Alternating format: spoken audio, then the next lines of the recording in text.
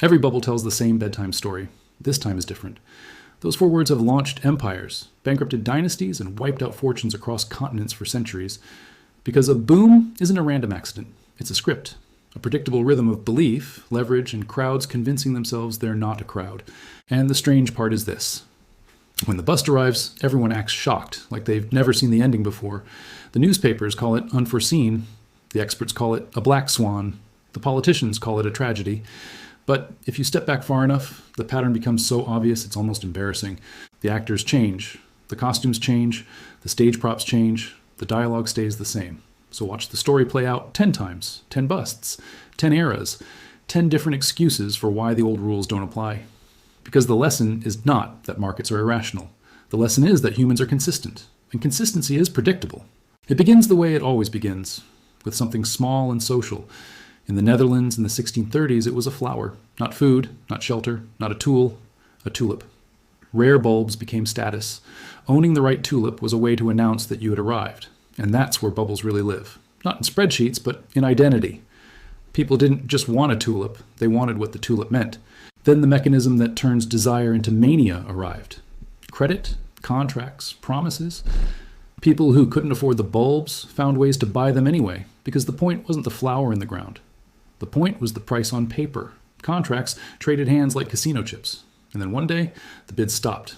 Not because the tulip changed, because belief did. The same crowd that had been hypnotized by rising prices suddenly remembered that a contract is only worth what someone else is willing to pay for it. The crash wasn't a mystery. It was the moment the spell broke. That is the first lesson. A bubble isn't about the asset. It's about the story, plus easy entry, plus a crowd that wants to believe. When people can buy with promises, demand becomes artificial. And artificial demand dies instantly when confidence wavers. A century later, the bubble grew up. It learned to speak the language of institutions. In Britain, in 1720, the South Sea Company sold a dream of monopoly trade, national prosperity, and effortless riches. It wasn't just speculation. It was patriotic speculation. It was respectable speculation. When the powerful buy in, the illusion gets a seal of approval. Aristocrats bought, politicians bought, insiders bought, and the public followed the signals, assuming that proximity to power meant proximity to safety. But the fuel wasn't trade. It was hype and financial engineering. Deals, swaps, paper arrangements designed to turn belief into price and price into more belief. The stock rose because it was rising, and it was rising because people believed it would rise. That circular logic can power a bubble for longer than anyone expects. Until it can't. When the collapse arrived, it did what collapses always do. It turned prestige into panic. Suddenly, the same people who had acted like the investment was inevitable discovered what they were holding. Expectations dressed up as certainty. The second lesson is colder than the first. Authority doesn't reduce risk. It concentrates it. When the influential are invested in the narrative gets louder, not safer. Then came the industrial age, where bubbles stopped being parlor games and became national projects. Railroads in the 19th century were real, useful, revolutionary. They reshaped economies, shortened distances, created fortunes, and changed the map. And that's what makes bubbles dangerous. They often attach themselves to something true. The truth becomes the bait. Speculation becomes the hook. Railroads required massive capital, and the financial system responded the only way it knows how. It built layers of debt. Banks lent, investors speculated, projects multiplied faster than cash flow. The future looked so bright that everyone assumed it would pay for itself.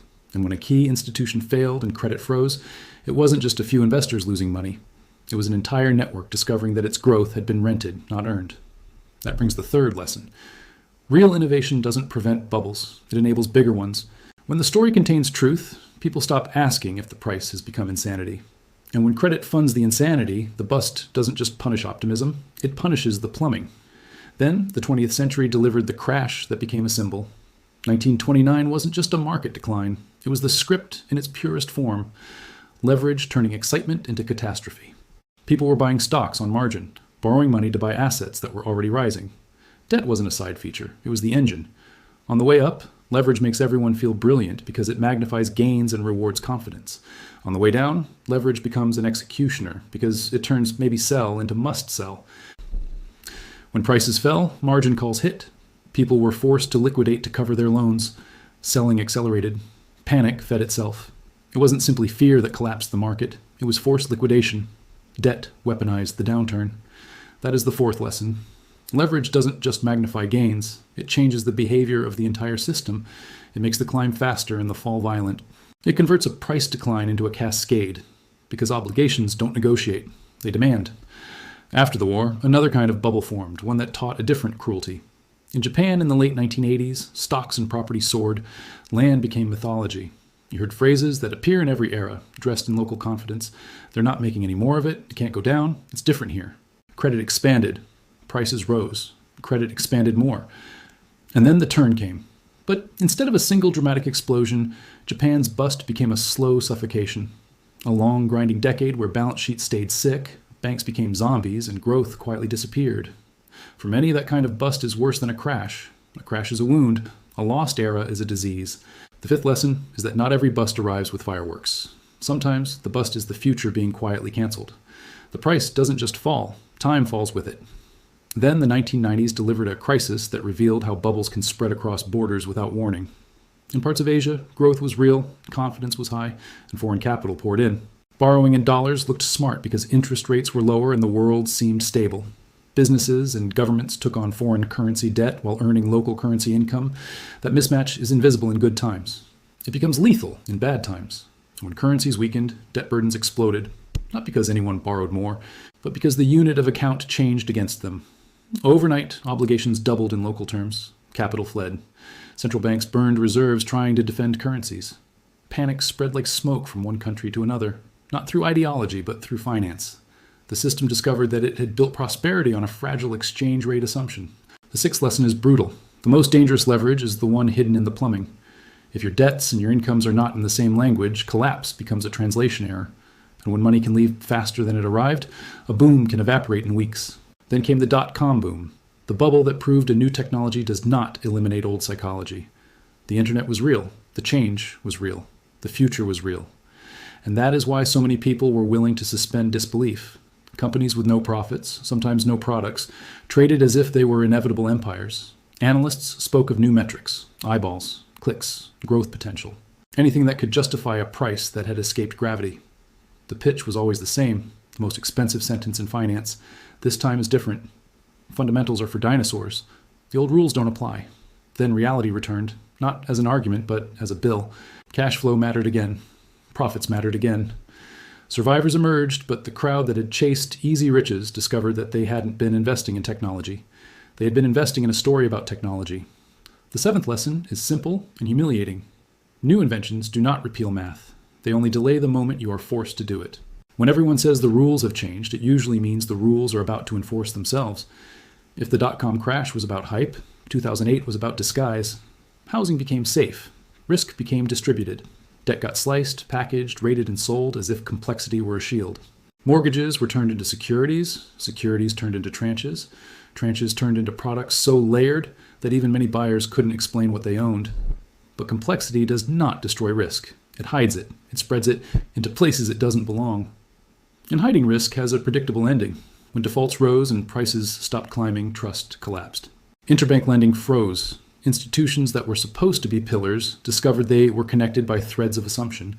The entire system realized it had been built on one fragile belief, that house prices only go up. That belief wasn't just optimistic. It was embedded in models, policies, and balance sheets. The eighth lesson is this. When risk is hidden, it doesn't disappear. It concentrates.